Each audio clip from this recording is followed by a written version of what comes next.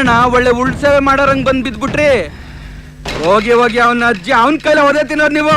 ಯಾರವನು ಕಣ್ಬಿಟ್ ನೋಡಿ.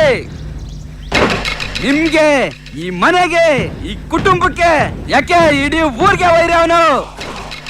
ನಮ್ಮ ಎದುರಳೆ ಆಂಜಿನಪ್ಪ ತಾನೆ.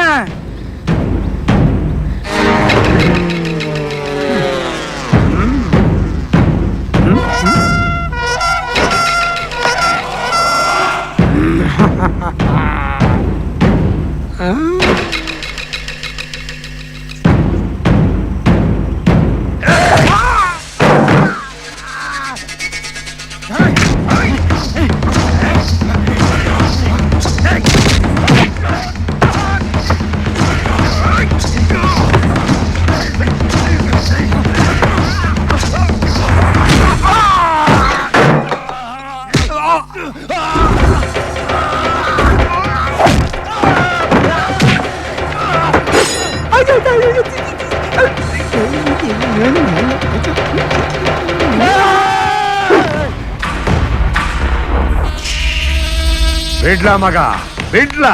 ಇನ್ನು 8 ಜನರನ್ನ ಹಿಂಗೆ ಸಮಾಧಿ ಮಾಡ್ಬೇಕು ಅಂತ ಇದೀಯಾ?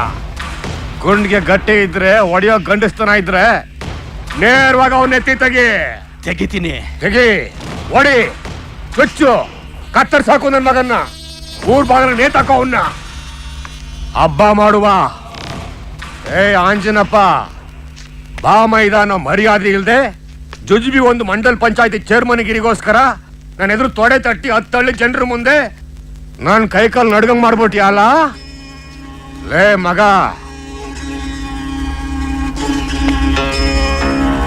ಇದ್ರಾಗೆ ದಮ್ ಐತೆ, ತಾಕತ್ತೈತೆ. ಇದನ್ ಬೆಳೆಸಿದ ಈ ದೇಹದ ಹಾಗೆ ದ್ವೇಷ ಉಕ್ಕರಿತೈತೆ. ನಾಳೆ ನಾಳದ್ದು ನಾವು ಊರ್ನಾಗ ಇರಕ್ಕಿಲ್ಲ.